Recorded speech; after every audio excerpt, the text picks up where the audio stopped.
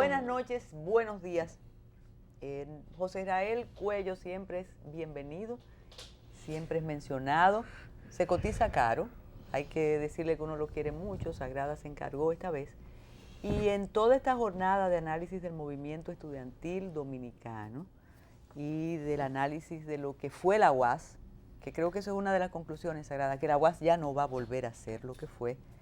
El nombre de José Israel ha sido mencionado por los distintos compañeros que ya no son jóvenes estudiantes, sino ciudadanos maduros. Sobrevivientes.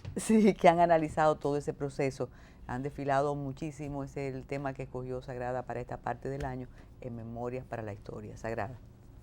Sí, sobre la Universidad Autónoma de Santo Domingo hay enfoques, opiniones, afirmaciones que son divergentes, algunas de ellas muy radicales desde mi punto de vista, desde aquellas que plantean que la UAS ha sobrevivido, que es una realidad y que ha sobrevivido a todas las agresiones que históricamente se han hecho contra ella, desde el Estado, sobre todo en el periodo de los famosos 12 años de Balaguer, pasando por también las agresiones de carácter económico y las militares.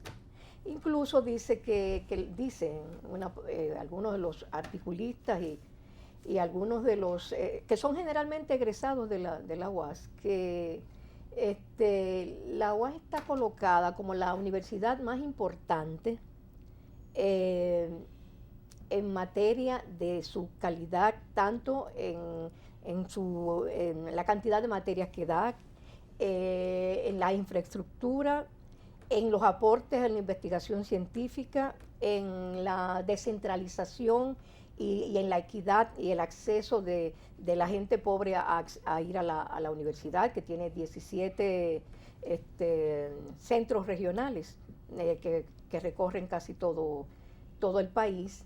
Pero hay otros, y que los aportes de la Universidad Autónoma de Santo Domingo son importantes incluso en el campo de la ciencia y el impacto social que ello ha traído a la sociedad dominicana. Pero también hay otros que plantean que la UAS debe ser intervenida, en el sentido de que no entienden cómo hasta esta altura del juego algunas de los logros o las propuestas del movimiento renovador, que fue la creación del cogobierno a partir del año 61, 62, José Israel, ya son obsoletas porque no solamente la sociedad dominicana ha cambiado, sino que la universidad debe estar a tono con ello. Que las figuras de los estudiantes, que es una figura transitoria, no debe ser parte del cogobierno y tampoco la de los empleados.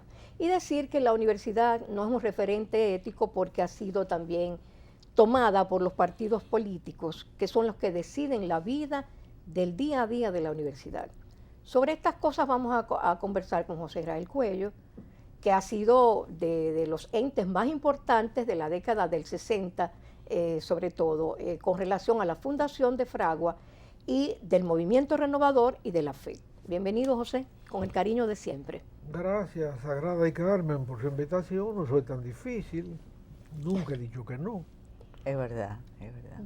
A veces tengo problemas de horario, problemas de tránsito, pero el movimiento renovador y el cogobierno son dos fases distintas de la historia universitaria. El cogobierno arranca con la autonomía misma, en diciembre del 61. Ahí hay cogobierno ya. El movimiento renovador es una ficción, hija de la Guerra de Abril, donde una serie de gente que tenía méritos académicos suficientes, probablemente para ser catedrático a muy corto plazo, precipitaron sus ambiciones y se apoderaron de la universidad. Se atrincheraron ahí, rompieron la universidad en dos, porque la universidad significa libertad de pensamiento, libertad de discusión, libertad de opciones. Hicieron una universidad de izquierdas y donde la libertad de pensamiento no existía, porque tenía que ser de izquierda. Y entonces algunos de izquierda se le ponía una etiqueta y se le caía pedrada. Neruda no pudo entrar a esa universidad. De manera que es una pena que todo aquello se haya desvirtuado, pero es un problema de la realidad social dominicana. Los que luchamos por la autonomía universitaria y por la modificación de la vida universitaria tras la muerte de Trujillo y desde antes de la muerte de Trujillo, pues buscamos luego la opción de mandar muchachos para el campo socialista, mandamos muchísimo, pero el programa también se huasificó, porque se correspondía a nuestra realidad social, que no había quien la aguantara. Después se iban mucho para buscar visa, porque en Leningrado la daban rápido. Y se iban exclusivamente a buscar la visa americana. De manera que nos condicionó la vida universitaria, el populismo y las ideas predominantes de una izquierda levantisca. Eso de que la universidad hace ciencia, hoy por primera vez me entero, eso, yo no sé cuáles son los aportes científicos de la universidad. ¿Cuáles son? En Engombe. Imagínate tú. Preservación del queso. ¿Cómo? La preservación del queso. El queso de Engombe fue una iniciativa bastante buena en los primeros momentos del movimiento renovador, pero planteado desde antes del movimiento renovador, en que se mandó a un agrónomo un agrónomo, no me recuerdo el apellido, se mandó a Suecia con una beca a estudiar producción de queso. Y él vino de allá muy bien preparado para producir quesos suecos, quesos nórdicos. No de ninguna manera se empeñó la UAS en elaborar los quesos locales. Cada nación tiene su queso y en Francia cada región. Y eso está bien. Bueno, aquí hay magníficos quesos Uva como consecuencia de eso, pero ahí no hay ningún aporte científico. Pero José, ¿dónde está el aporte científico de copiar lo que hacen los suecos haciendo queso Uva? Pero José, entonces No veo dónde está, tú atribuyes... Mientras tanto, el queso de freír dominicano desapareció. Exacto. No hay queso que fría bien. Es un tema, ¿verdad? Sí. Ya no. Tanto que me gusta. Sí. Bueno, te gustaba, porque entonces tú no hace tiempo que no lo... Eso no en Puerto existe. Plata te voy a traer. Eso no existe. Óyeme, entonces tú atribuyes a la izquierda el deterioro de la UAS. O a eso... Mira, hubo un pacto tácito en que los americanos dijeron que se la cojan. ¿Quién se la entregó? García Godoy. Fue García Godoy que le entregó. Pero desde esa época tú atribuyes no, el proceso está escrito, O sea, yo no estoy diciendo nada que no haya dicho antes, tú lo puedes encontrar en la hemeroteca. Eso fue un pacto tácito en que una izquierda intelectual, entre comillas, se acomodó a ese mundo y ahí se volvió nada. Pero aún desde los primeros años. Desde el primer día. Sí. Ahí no hay, agresión militar nunca hubo agresión policial. Sí. Agresión policial para cuestiones puntuales. Pero esa izquierda produjo dirigencias brillantes, un movimiento estudiantil que apoyaba. Antes del movimiento renovador. Que tú no lo puedes comparar con estos muchachos Mira, realmente lamentables. Oye, te voy a decir, cuando se produce la Guerra de Abril, el secretario general de la FED era Alexis Licario, un estudiante nada brillante. Los reglamentos de la Federación prohibían la reelección del secretario general. Con motivo de la guerra, la reelección se estableció. Alexis se mantuvo como secretario general. Yo lo quiero mucho, soy amigo de él, lo reconozco sus valores, pero no tenía la dimensión de los precedentes. No la tenía, ni las tiene.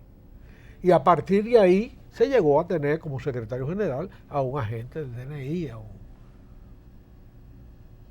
a Felvio Rodríguez, que Juan Bo le sacó el carné. Sí.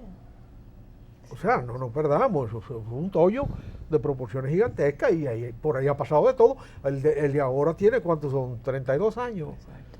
Matriculados. Y el día pasado una vicerrectora académica, administrativa, dijo que había estudiantes con 40 años. Yo pensaba que era con 40 años de edad. Con 40 años ahí. Inscrito, sí. Entonces, por eso te digo, hay una diferencia entre la UAS de Asdrúbal, la UAS tuya, la UAS de Amin. Incluso de la oposición. De José Joaquín. Incluso de la oposición de derecha, que nos cayó a balazo. de Filló, José Joaquín, eran gente de talento y buenos, magníficos estudiantes y han sido magníficos profesionales. Pero lo que ha pasado por ahí es la degeneración de la especie. Y en términos científicos, ya te lo digo, ahí no hay nada. Ahí no hay nada. En términos de investigación, bueno, conocemos el caso de un eminente profesor que cobró durante 25 años para hacer una investigación de carácter histórico y al cabo de 25 años entregó el primer tomo. Y cobró durante todos los meses durante 25 años. El segundo tomo no lo ha entregado nunca. 25 años más. Sí. Bueno, no sé si ya lo jubilaron. De aquella profesora que incluso demandó al periódico de Bienvenido Álvarez Vega, El Siglo. El Siglo, porque publicaron que había cobrado para una investigación sobre los murciélagos y la capacidad del excremento de murciélagos Para bono. para fertilizantes, y que nunca hizo nada, y durante años cobró. Ellos dijeron eso en el periódico y los demandó por difamación e injuria. Y Bienvenido tuvo que ir al tribunal hasta la Suprema Corte muchísimo tiempo. Ellas indignadas, cuando la sociedad es la que debe indignarse. Entonces eso no, eso... ¿Ustedes eso es un nunca se cuentazo. preocuparon por la UAS cuando salieron? ¿De qué? Toda la generación brillante de la UAS Bueno. vio el deterioro de la UAS y no quiso, no tenía espacio ya ahí. No, y no había nada que hacer. Después de la Revolución de Abril, cuando ese grupo de gente se cogió la universidad para perpetuarse. Pero ¿quiénes fueron los que se cogieron la Eso, universidad? el grupo profesoral fue el principal, la cabeza de eso. Y Perteneciente a los partidos de izquierda, fundamentalmente. y a sus propias ambiciones, Castaño, Tolentino, a Iván Nicolás, eso. Yotin también. No, Jotin después cogió una rectoría cuando no tenía empleo. Jotin en ese momento lo que era diputado, hizo una diputación brillante. La diputación de Jotin del 66 al 70 fue brillante, tanto en la discusión de la Constitución como en el Congreso, y el debate sobre Manzanillo y esas cosas son cosas históricas. Pero la UAS de los 70, José, independientemente Ya eso no de servía eso. para nada. Bueno, La pero UAS del había, medio millón, eso. había un centro de estudios del Caribe, había un cine, había una biblioteca que uno iba a centro consultar. el que dirigía El de Carlos Dore. Idelisa Bonelli de Calventi. Exacto, había Sí, un espacio de pensamiento. sí. Hasta el economato, uno decía, ya llegó tal libro Sí. al economato de la El UAS. economato nació y murió varias veces. Duraba 6 meses bueno y después moría otra vez con un desfalco. Varias veces se capitalizó y varias veces se murió otra vez. Y fomentó la piratería de una manera vulgar. Eso... Ay, no hubo nada bueno. Bueno, que Idelisa hizo el Instituto de Investigaciones Marinas. Idelisa y su profesora Yacosca, Sofía Yacosca, que vino de la Universidad de Columbia aquí y vivió aquí, murió aquí, doña Sofía. Pues eso se extinguió con Idelisa y con ella. No existe. Eso no tiene permanencia. Pero eso es un crimen de lesa academia. Bueno, y así, bueno, pero Idelisa no podía ir más allá de su vida útil, de sus posibilidades físicas. La sociedad no le puede exigir a todas las administraciones, incluso a las actuales, que expliquen lo que pasa en la UAS. Cerrar la UAS sería un pecado. Mira, te voy a decir una cosa, espérate un momento. Nosotros usamos, ya te dije, la alternativa, nosotros hablamos en el programa que corresponde, porque no fui yo solo, la alternativa del campo socialista y mandamos miles de muchachos para allá. Bueno, Rosado fue rector después y fue uno de esos muchachos. Sí, Rosado Sí. fue, no, eran varios, una etapa. Pero te digo, este llegó a que rector. el requisito para ser rector era estar graduado del campo socialista. Hubo como 5 corridos. Sarabochi, Porfirio García, Ah, claro.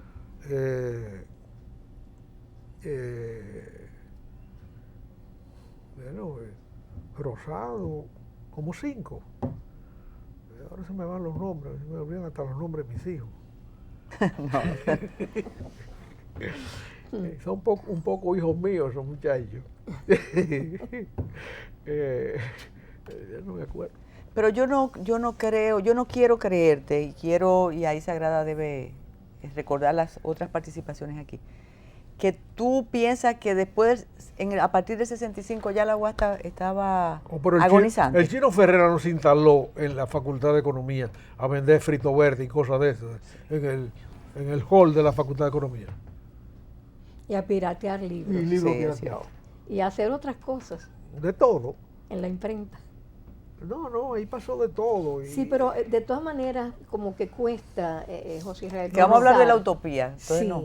Que haya sido truncado de esa manera. O sea, por ejemplo, los que te han antecedido en este programa han planteado como muy importantes los aportes que hizo el movimiento Renovadora a la Universidad Autónoma de Santo Domingo. ¿Cuáles son los aportes? Bueno, por ejemplo, la democratización de la enseñanza, la libertad de cátedra, lo de la autonomía y el fuero, ya eso es otra cosa, pero la descentralización. Yo creo que también la libertad de cátedra no existe desde que Moncito Guay no podía entrar a la universidad.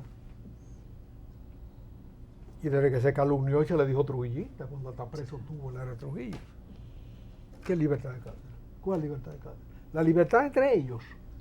Bueno, eso es muy relativo. Hubo una época ya en los 80 incluso que había un monopolio de la cátedra, y si tú no pertenecías a alguna organización de las que manejaban eso, tú no podías impartir docencia. Hoy es así, hoy es así.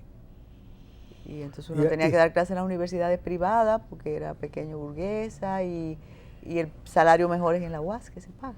Y las condiciones mejores. Pero entonces, ¿qué pasó con todo el que piropea la UAS, dime dónde estudiaron sus hijos? Al que te venga a piropear la UAS, dime dónde estudió tu hijo. Demoledor ya eso. Muchísimas gracias por estar con nosotros. Este programa, ¿es verdad? Es terrible lo que estás diciendo. Esos son muy ganas de hacer política y demagogia. Ahora, de que la UAS es una realidad social y empresarial y económica prácticamente indestructible, yo corroboro.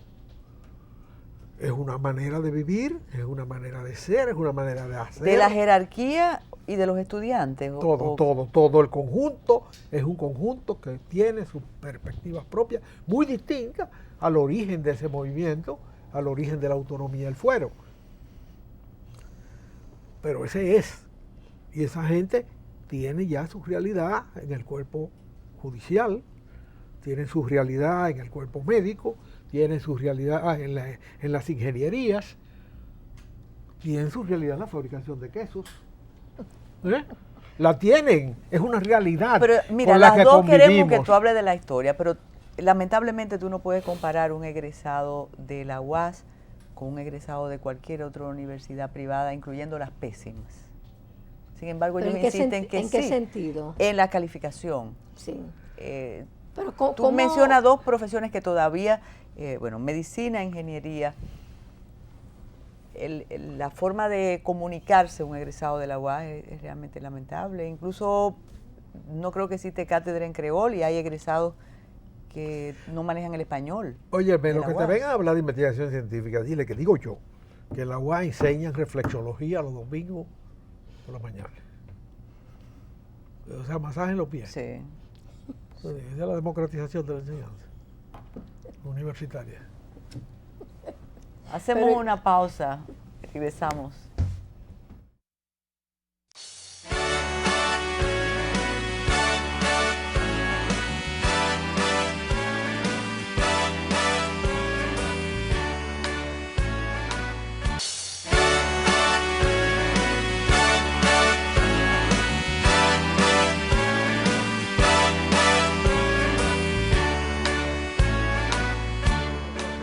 Epigramática de a veces conversar, José Israel Cuello, hace que muchos piensen que lo que él dice no es cierto, pero hay una diversificación de las habilidades académicas y de la oferta académica en la UAS, en serio. Pero como dice Sagrada, te escuchan y hay personas que se encargan de decir que la UAS es válida y que sigue de ahí saliendo personas. Y no solo que es válida, es que por ejemplo, he leído trabajos de articulistas que toman de referencia el laboratorio de cibermetría de la educación superior de España, donde coloca a la Universidad Autónoma de Santo Domingo como en primer lugar, incluso comparada con las otras universidades privadas, que dice que incluso es la universidad que ha logrado la mayor cantidad de profesionales con doctorado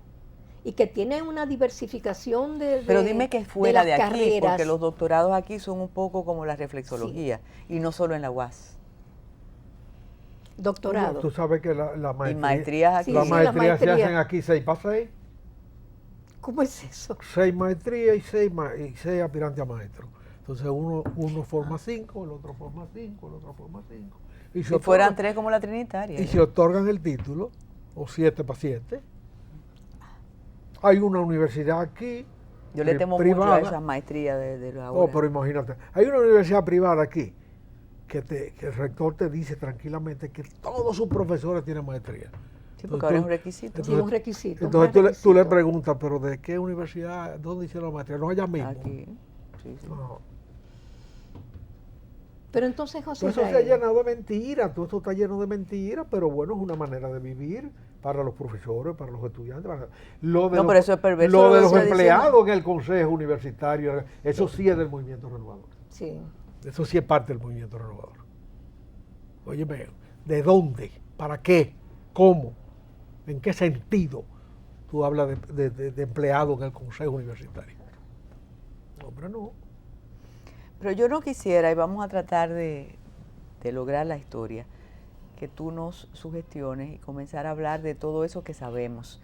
Decir, por ejemplo, que una autoridad universitaria, y una universidad con la categoría de la UAS, por lo menos debía tener una forma de expresión diferente, que tú lo entendieras y demás, un manejo del lenguaje, pero obviemos eso. ¿Tú no piensas que fue único ese movimiento renovador?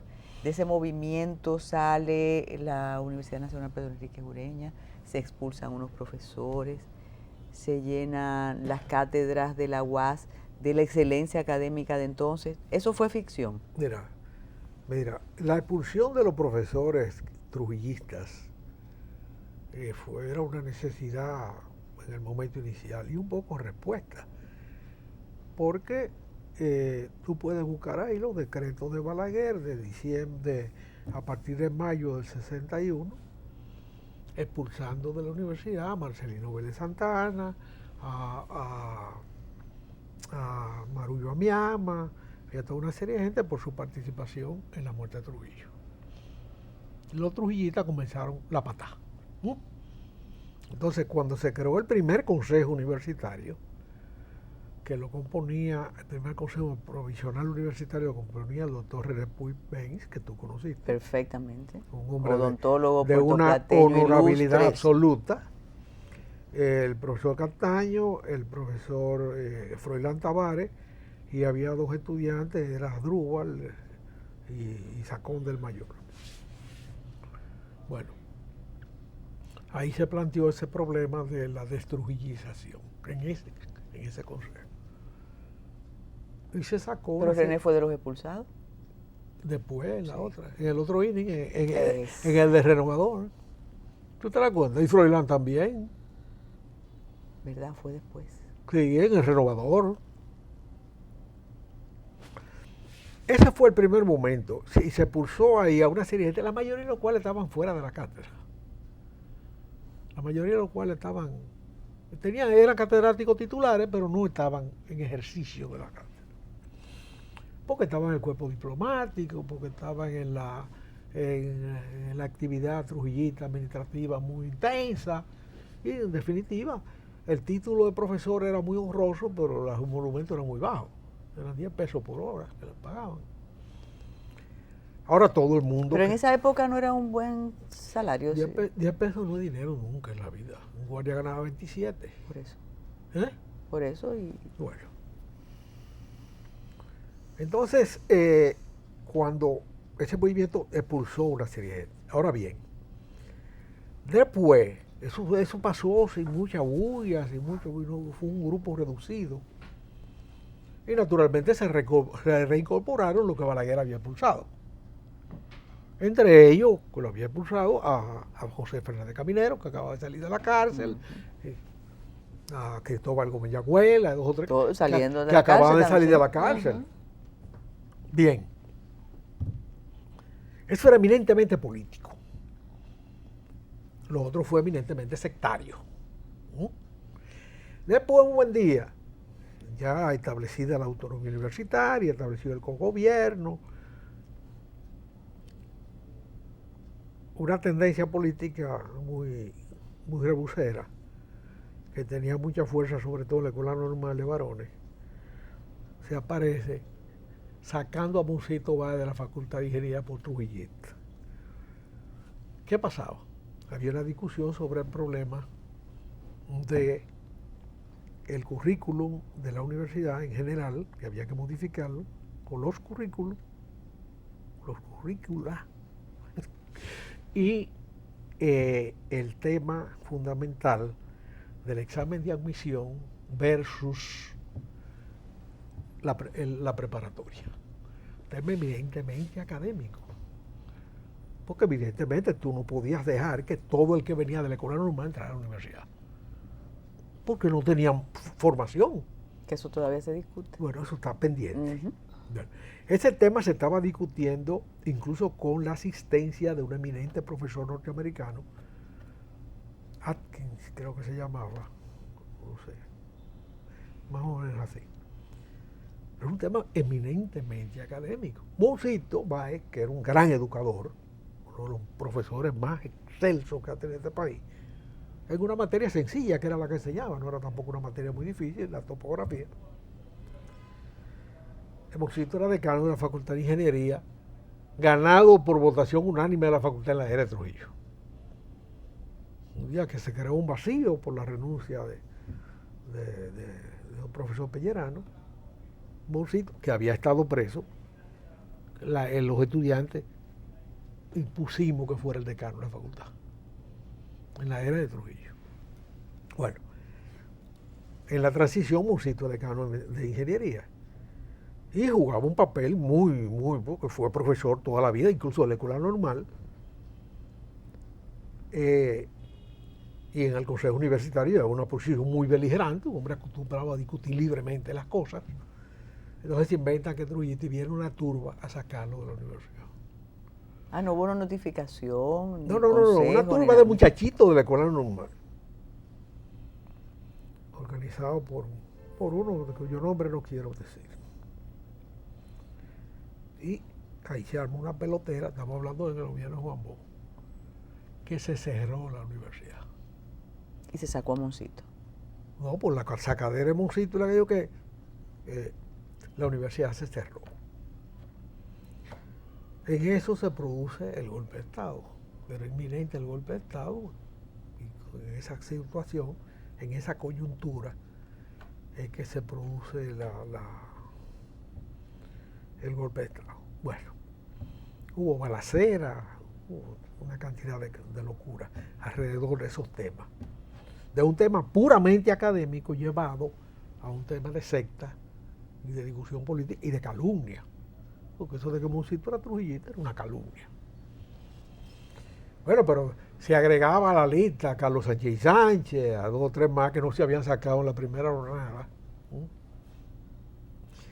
Y después de muchísimos meses de crisis, entre los cuales una noche nos llamó un individuo a nombre de Juan Bosch.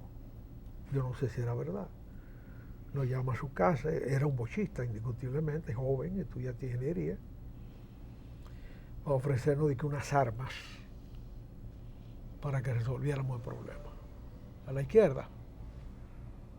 Yo no dejé que nadie hablara antes de que él terminara. Dije, mira, dile a Juan Bosch, si es verdad que Juan Bosch te mandó, que aquí no se va a reproducir lo de La Habana, que no nos va a conducir, no nos podemos conducir hacia el ganterismo político metido en la universidad. de nosotros no nos quitamos armas. A la salida de eso, a mí me cayeron arriba, que había que cogerle las armas, aunque fuera para nosotros tenerla ahí, para la revolución y la cosa. Digo, no, yo sé lo que estoy diciendo, yo sé lo que pasó en Cuba, cómo la universidad se convirtió en un nido de gánster durante muchísimos años. Bueno, y de ahí salió el gánster Fidel Castro, que está todavía montado. De ahí salió ese, un pistolero universitario. Está montado 50 y pico de años gobernando Cuba. Ya se retiró ayer. No va a retirarse. ¿No? José, pero cuando óyeme. tú dices nosotros, ya ustedes formaban, ¿cuál grupo estudiantil? No, yo era director del periódico Fragua, había sido que eso director fue. del periódico el 14 de junio y era miembro del Partido Comunista. ¿Cómo se forma Fragua? Fragua fue una respuesta colectiva de la izquierda a la aparición de un periódico primero del PRD en el mundo estudiantil y después de los socialcristianos. Entonces había como Fragua, lo que fue Fragua tenía la Federación de Estudiantes por sus méritos, porque habían fundado la federación, porque habíamos estado en las cárceles. Yo no fui directivo de la Federación de Estudiantes nunca. Pero eras ideólogo de todo ahí. Bueno, pero de todo. cuando yo llegué del exilio, me encargué del programa de Radio del 14 y del periódico.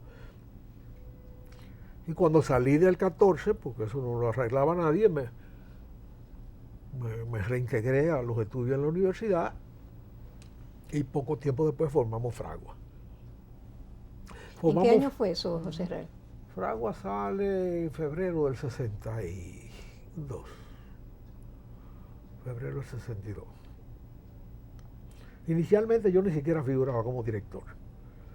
Pero cuando se produjo una provocación del Consejo de Estado contra Luis Ibarra, o por lo menos lo tomamos como eso, y a Luis hubo que sacarlo del Consejo de Directores, yo mismo dije, póngame a mí ahí, a ver si José Fernández se mete conmigo. Porque la idea era que un tiroteo que se produjo en la casa de Luis Ibarra, era José Fernández que lo había mandado un poco para atacar a Fragua. Esa era la idea del momento. Después había ¿Qué otros grupos existían ya cuando se formó existía Fragua? el FUR de Rafaelito Alburquerque y Franklin Almeida y el PRD. Y por supuesto el BRUC tenía su periódico, no me acuerdo cómo se llamaba. Ese era el Bloque Revolucionario Que se llamó después Bloque Revolucionario Universitario Cristiano.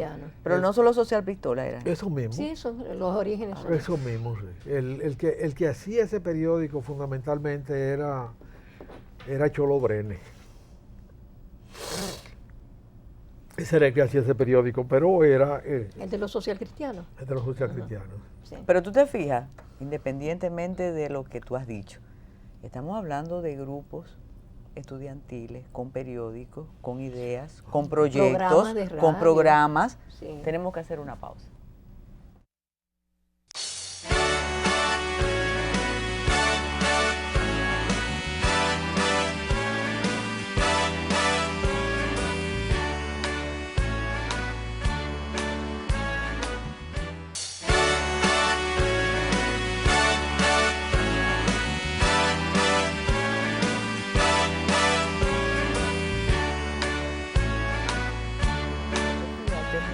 Convenciéndote, José Israel, aparte de compartir lo que dijiste, pero hubo un momento, reitero, luminoso de ustedes, los jóvenes idealistas de entonces, idealistas. Entonces, tenemos el BRUC, el Bloque Revolucionario Universitario Cristiano, el FUR, Frente Universitario Revolucionarios. Pues, bueno, las siglas tú sabes que Sí. desenredarlas son difíciles. Fragua, Sí, eran esos tres. pero Frente... Fragua era pensamiento y acción Unidos en armas contra la injusticia. Exacto, ese era el... Entonces, eso que dice de una especie de... Ahí estaba el MPD, el 14, Ajá. lo que luego fue para Coredo, toda la tendencia de la izquierda. Armónicos estaban esa vez, ¿Eh? en armonía. Ahí estaba en armonía. Mira, el primer directorio de Fragua era Luis Ibarra, Luis Pañón, amigo tuyo, Claro. Julio Ibarra Río, Luis Ibarra Río y Boco Guerrero. Entonces cuando se produce... ¿Boco pertenecía a un grupo de izquierda en esa época? De Fragua, era de Fragua. No, pero de un partido todavía, era Sí, catorcita. Catorcita. Sí. Y entonces cuando se produce la provocación con Luis Ibarra, yo lo sustituyo. Pero el que hacía el periódico era yo, olvídate de eso. ¿Recursos de ustedes? ¿Dónde venían? El recurso yo... ¿Qué pregunta? Repíteme la pregunta. No, yo no voy a repetir ninguna pregunta. Yo trabajaba en la universidad, yo soy subdirector de publicación en la universidad, ganaba 200 pesos y el periódico costaba 100. Ah, porque el ¿Ganaba periódico mucho? auspiciaba eso. ¿O Sí. tú cogías de lo De mi sueldo yo pagaba el periódico.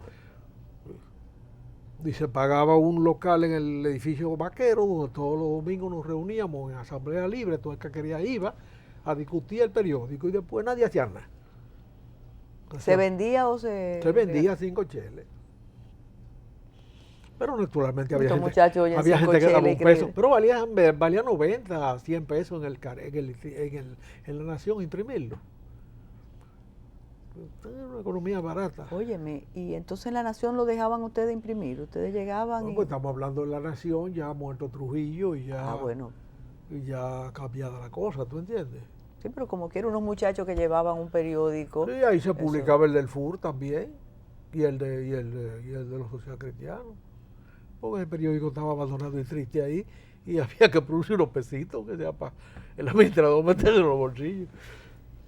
José, ¿por qué ese liderazgo de entonces, de ese de la utopía, por llamarle así, permitió que la UAS fuera cayendo en las manos que cayó? Bueno, ¿Qué pasó ahí? Bueno, por el movimiento renovador. La ambición de una serie de profesores que desarticuló toda la libertad de expresión, la libertad de cátedra y creó una universidad de izquierda polarizada. Eso es todo. Pero seguían los grupos de derecha ahí. ¿Cuáles? ¿No seguían incluso esas organizaciones estudiantiles o fueron exterminadas? No, esas organizaciones estudiantiles desaparecieron de ahí. Ahí eso fue un caldo de izquierda. Eso fue un caldo de izquierda a partir del llamado movimiento renovador. Esa gente se refugió en la UFO. Todos. Sí, la formaron. Muchos de los más esclarecidos, bueno, estaban maduros para hacer posgrado y se fueron al extranjero a hacer posgrados muy buenos y han sido muy útiles al país, independientemente de su pensamiento político. ¿Cuándo tú dejas Fragua? Bueno, cuando dejé la universidad. Cuando yo caigo preso en enero del 60, estaba en quinto año de ingeniería, a 6 meses de presentar las últimas materias. Naturalmente, cuando salgo de la cárcel no puedo volver a la universidad. Me voy a España al exilio y vuelvo después de morir Trujillo, en agosto Sin terminar la carrera todavía. sin terminar la carrera. En España me inscribí en la Escuela de Caminos, Canales y Puertos de Madrid, pero no pude convalidar porque los papeles que me mandaron de aquí no estaban completos. Pero al morir Trujillo, cogí para acá, con escala en Venezuela. Entonces, al llegar aquí, Manolo me entrega primero el programa de radio del 14, que estaba pagado por don Horacio Álvarez, en La Voz del Trópico, durante 2 meses y no se había hecho. Me pide que me encargue yo de eso. El don Horacio Álvarez. Sí, don Horacio Álvarez, Pepsi-Cola. Pepsi-Cola, sí. Exacto. Que era antitrujillista. Sí. Y entonces yo comienzo a hacer programas de radio en La Voz del Trópico y poco tiempo después, por tiempo son días, una intensidad de vida muy grande, Sí. él me pide que me haga cargo del periódico porque él era el director nominal, pero que él no podía controlar lo que podía pasar ahí, lo que estaba pasando ahí. El Chino era jefe de redacción. Entonces yo le digo, pero mira, yo no tengo experiencia en estas cosas. Lo más que yo he escrito es una carta a mi papá. Entonces me dice, no, pero que yo necesito una gente de confianza como tú. Yo dije, pero vamos a poner a Alberto Malagón también. No, pero que Alberto, vamos a poner a Alberto. Y al fin llegamos a la conclusión de que nos pusiera los dos. Alberto, que tiene una gran formación profesional y una gran formación intelectual, y yo, bueno, pero además crearon un comité de control del periódico de carácter político compuesto por Alfredo Manzano, Buellón Carvajal y Félix Germán. Buellón y Félix eran muy tímidos para el trabajo, y cuando ellos venían a llegar a la redacción, leían el periódico. A la redacción de Prensa y Radio, ya había salido un programa de radio por la mañana, estaba avanzado el periódico, que salía 2 veces a la semana y publicaba 45.000 ejemplares. Todavía mucho periódico para hoy. Sí, pero me ha asombrado. Sí. Entonces circulaba nacional. Sí. Es que era un partido poderoso. Y estaba listo un programa de la 1 del día. Sí. Porque a las 11 de la mañana había que estar grabando el programa a la 1 del día. Además hacíamos otro programa a las 7 de la noche en Radio Caribe, después que se fueron los Trujillo, y otro programa a las 9 de la noche en Radio Cristal. ¿De quién era la visión de crear esos instrumentos de comunicación, tanto periódicos como programas de radio? Diario eran los programas. Eran 3 programas, ¿cómo es? 3 programas diarios de radio, sí, y un periódico 2 veces a la semana. Era mucho. Incluso la Unión de Estudiantes Revolucionarios, nosotros teníamos un programa de radio diario también, sí, por RPQ. Bueno, eso era un trabajo muy intenso.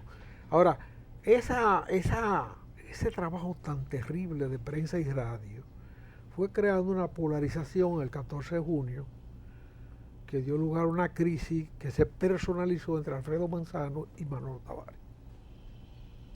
Alfredo, no hay que decirlo, murió para Coredo.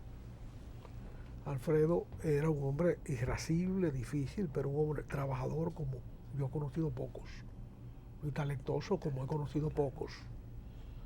Alfredo desde las 5 de la mañana estaba trabajando. En Prensa y Radio se nucleó un grupo poderosísimo compuesto por, además de eso que he mencionado, Vinicio Calventi, Chito Enrique, Tulito Arbelo, que ya estaba aquí clandestino, pero sacando la cabeza, y 2 o 3 más de ese nivel. Y el periodo, particularmente el programa de Radio Caribe, le picaba mucho a los americanos por la proyección de Radio Caribe, se oía en el mundo entero. Y ahí Manolo se dejó sorprender por Bonelli, que lo llamó y le dijo que a Manolo lo iban a matar por el programa de Radio Caribe y que necesitaba que lo ayudara a resolver ese problema. Manolo era muy respetuoso con la gente, un hombre muy educado. Siempre hablaba del profesor Bonelli y del profesor Balaguer, que había sido su profesor en la universidad. Y entonces un buen día expulsaron a Alfredo el 14 de junio. Cuando a mí me lo dieron... ¿Una expulsión institucional con un organismo apto para eso? Lo expulsó el comité central del cual era miembro, lo expulsó, sin oírlo. Cuando a mí me dijeron eso y cuando yo supe eso, yo dije, bueno, esto se hundió. A mí me convocaron ese mismo día en la noche para una reunión el otro día que era domingo, en el local del 14. Manolo no fue, presidía Leandro, y habían pocos miembros del comité central. Y cuando ellos informaron que Alfredo era un provocador, que yo cuánto, que eso no podía, y que eso iba a conducir a la muerte de él, y que ellos no querían caer en eso, y yo cuánto. Digo, pero ustedes lo llamaron, hablaron con él, le dijeron, no. Bueno, yo me senté en una máquina y presenté mi renuncia. Vinicio me quiso aguantar, que párate ahí, que eso no se puede, que no podemos renunciar. Digo, mira Vinicio, si este partido que luchó contra Trujillo no es capaz de escuchar a un dirigente antes de votarlo, aquí no hay nada que hacer. Esto se hundió. ¿De qué año estamos hablando, José? Te estoy hablando de enero del 62.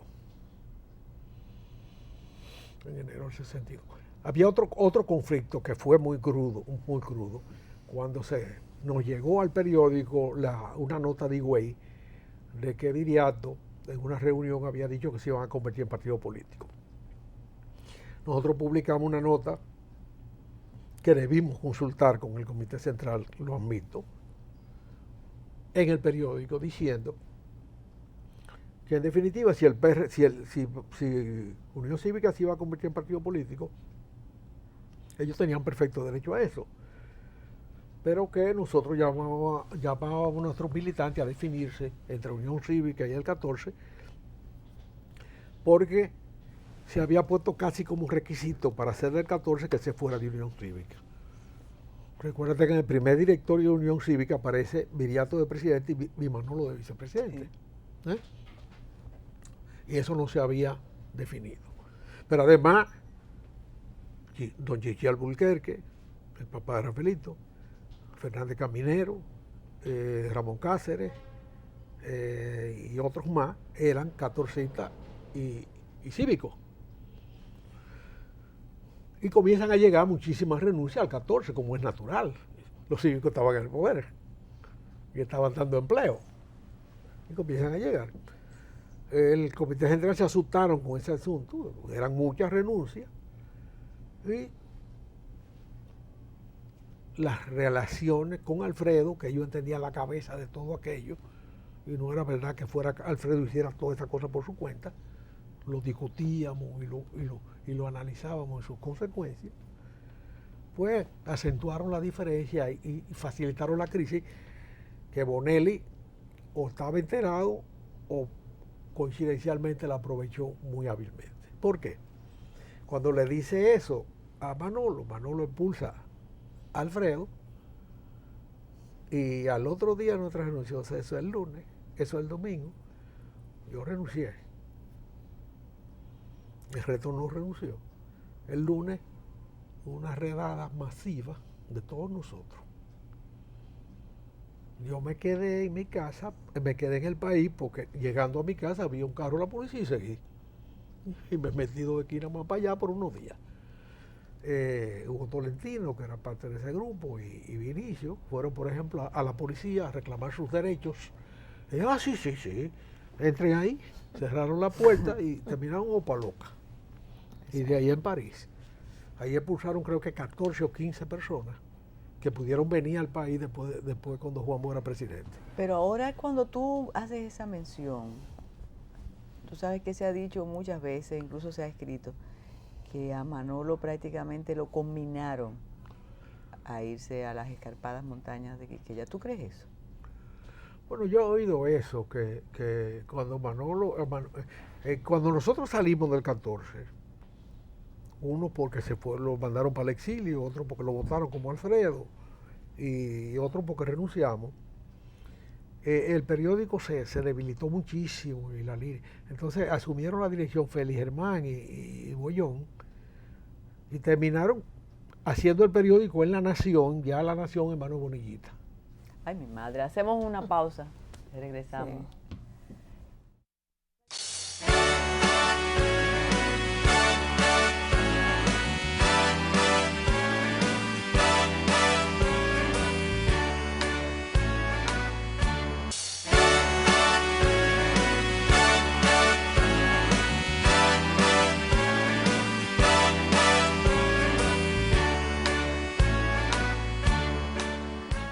Ocasión con el trabajo especial del 14 de junio nos preguntábamos por qué tuvo que diluirse, que fragmentarse, que desaparecer una organización como esa, pero escuchando esto pienso que el germen de la destrucción estaba dentro. Mira, Manolo, y como yo te decía ahorita, Manolo y Francis eran dos hombres muy valientes, que solamente le tenían miedo a una cosa, los dos, a la política. Cuando le tocaron los momentos políticos no supieron, Héctor. Esa es la realidad. El resto es pendeja. ¿Miedo o que no tenían la visión política? Terror a la política y a los políticos. Pero quizá eso se pueda pensar más de Francis Camaño que de Manolo, porque Manolo era una persona que aparentemente, por lo menos, mostraba lo contrario. Mira, cuando Manolo salió de la cárcel, yo no había llegado, planteó su retiro de la vida política. Cuando comenzaron los primeros enfrentamientos con Alfredo me contó cómo él le había impuesto a Manolo que siguiera al frente del 14. Yo dije, te equivocaste. Él había que darle libertad de que hiciera su vida, eso no es ningún delito. Claro. Eso no es ningún delito. Ahora tenemos un problema, porque él no tiene esa... Oye, el Consejo de Estado no le entregó el carro de Pipi Trujillo, un Jaguar, a Manolo. Manolo se apareció allá en el 14, con el Jaguar de Pipi Trujillo, a cambio de una vaca que le habían robado. Y Alfredo le creó un lío del carajo y Manolo fue y entregó el carro y le dieron una vaca. No son realidades, ¿tú entiendes? ¿Qué te dice eso? Que no tenía criterio político, porque eso políticamente era una barbaridad. Parqué ese carro en la puerta el 14 de junio. No jodas. José, ¿tú no crees que así Quizá era como... inexperiencia. Sí, así como... Y cogerle, como le dije yo ese día de la crisis, a todos estos pendejos, cogerle al turco ese que tenía el hotel comercial, cada uno una habitación, para estar cogiendo muchachitas, jovencitas, que llegaban a 14 delirando por un héroe. No jodan ellos. Pero José, eso no es dirigir partido político. Y eso pasó también con Balaguer. Quizás el 14 se validaba en tanto y en cuanto existía la tiranía. Y después no supieron manejar políticamente. Como otra generación que nada más era antibalaguerista y no supieron de política. El 14 era una organización clandestina, donde cada célula se conocía y tú empalmabas con otro. Pero de estos tres que estaban aquí, uno conocía el empalme, los otros dos no. Cuando salimos a la luz pública, era demasiado mezclada. Ramón Cáceres estaba ahí. Sin Angelita. ¿Eh? Pero tú sabes cuál es el mérito de Ramón Cáceres para haber caído preso. Que Pipe le emocionó un día en la calle. Mira cómo mierda. Ahora tenemos una organización clandestina que se van a joder todos ustedes trullitas. Y cuando a Pipe le dicen allá en la 40, ¿quiénes saben de eso? Dice Ramón Cáceres. Pero salió Trumbiro. ¿Me entiendes? Salió Trumbiro. Pero Pipe sí tenía sentido político. Ese sí tenía pensamiento político. Pero eso ofende todavía a sectores que no pueden manejar la verdad histórica contemporánea. Allá ellos, porque la verdad es una nada más. Y se inventan otra cosa. Digo, la verdad es una nada más. Porque aquí es donde más héroes nos inventamos. Tú te puedes creer lo que tú quieras, pero la verdad es una nada más. Pues esa es la realidad. Pipe fue que tumbó a Trujillo con esa vaina de... Mientras más gente venga aquí, más se jode. Coño, los 3 días la iglesia estaba rompiendo con Trujillo. ¿Eh? O sea, ¿tú crees que fue entonces correcto esa propuesta, ese planteamiento de Pipe? Los resultados fueron esos. ¿Tú te crees que la iglesia hubiera actuado contra Trujillo si se queda el grupito primero que cayó preso? No, hombre, no, todavía estuviera con Trujillo ahí.